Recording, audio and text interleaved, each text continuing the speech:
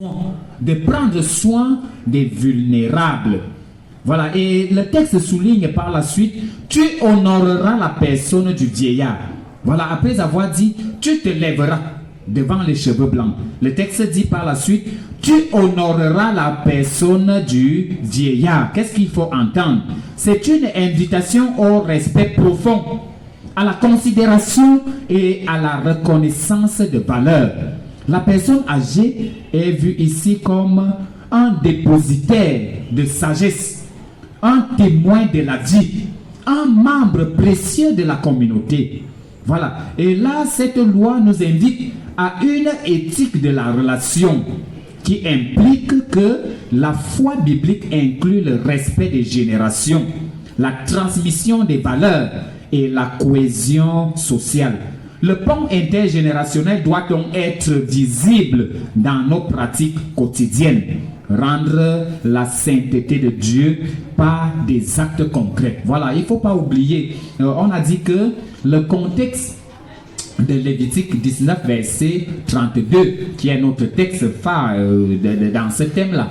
Voilà, ce texte-là s'inscrit dans un contexte de code de sainteté. Et Dieu nous appelle à la sainteté. Nous aspirons à la sainteté. Nous tendons vers la sainteté. Et cette sainteté nous appelle, nous invite aussi à l'honneur, au respect de la dignité des personnes âgées.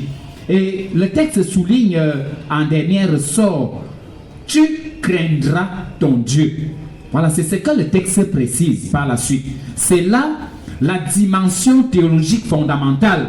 Le respect des personnes âgées n'est pas seulement social.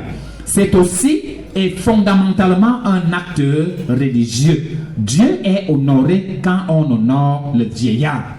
Voilà, c'est ce qu'il faut comprendre. Et c'est une spiritualité incarnée.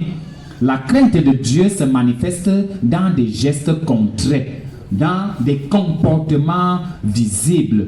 Bien-aimés dans le Seigneur, il faut donc se sentir interpellé ici.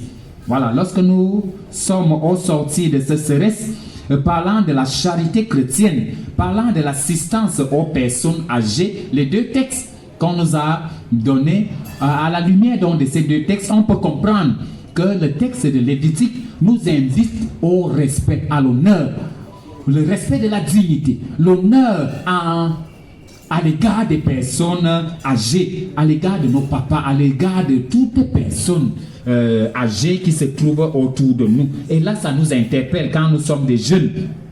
Parce qu'au jour d'aujourd'hui, nous observons une crise contemporaine de la relation aux aînés.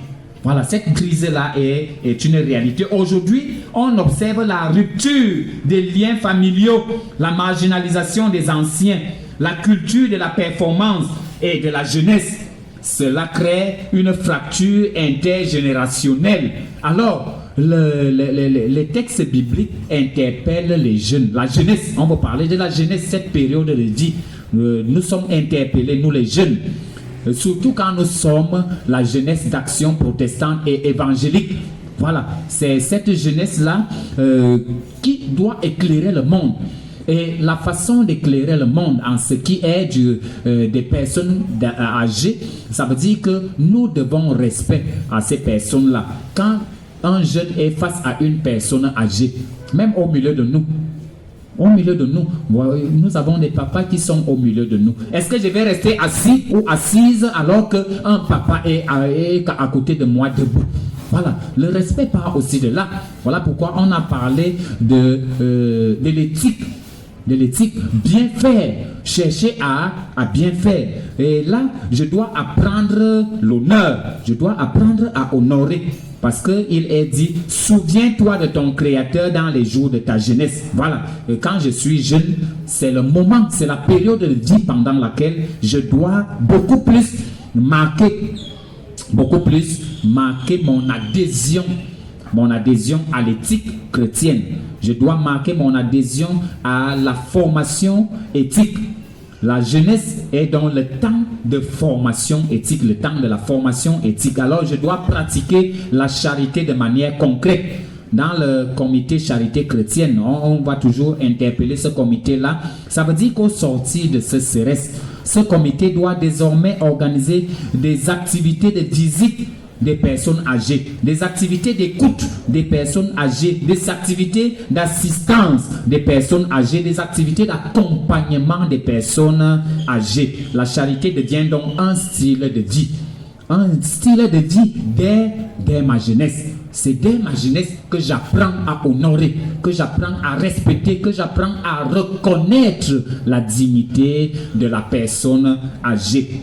Et là, cette reconnaissance de la dette générationnelle, le livre de Proverbes va encore marteler en disant « Ne méprise pas ta mère quand elle est vieille ». Voilà, là nous voyons que les jeunes sont appelés à rendre ce qu'ils ont reçu. Ne méprise pas. Voilà, ta mère. On a reçu beaucoup de choses de nos mamans. Ce sont aussi des personnes âgées. Voilà, des personnes âgées, ce sont aussi nos parents. Mon père, ma mère, mon grand-père, ma grand-mère, ma tante, mon oncle. Ce sont des personnes âgées dans le milieu familial. Des personnes âgées peuvent aussi être dans le milieu scolaire, académique et autres. Voilà, quand je suis face à mon enseignant, je suis face à mon encadreur, je suis face à une personne qui est plus âgée, plus avancée en âge que moi. Je dois intégrer que je dois beaucoup de choses à cette personne-là.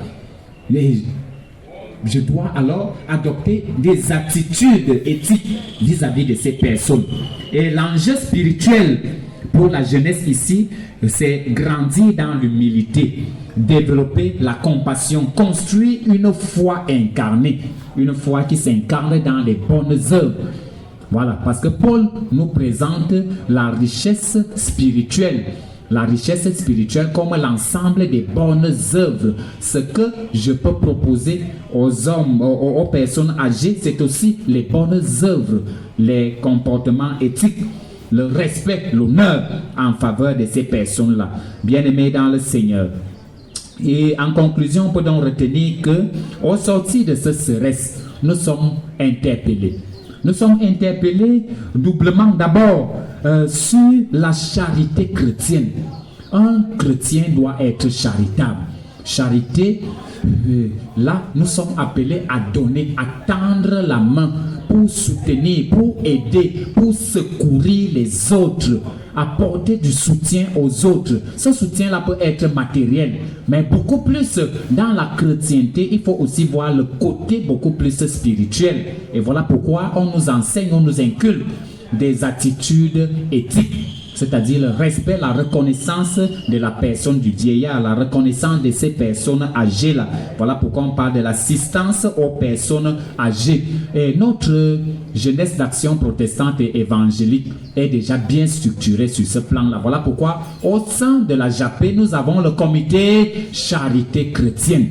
Désormais, ce comité-là doit être outillé à pouvoir programmer des activités qui vont dans le sens de la charité chrétienne, dans le sens des dons.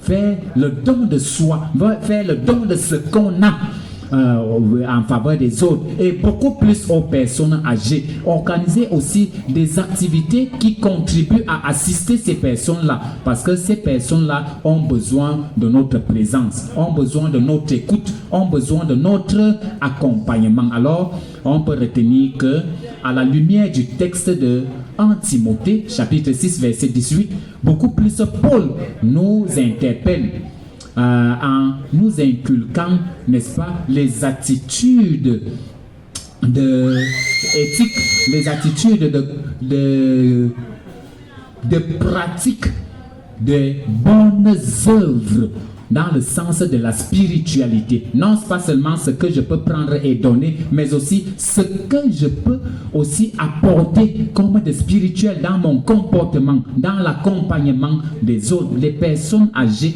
ont besoin de notre accompagnement.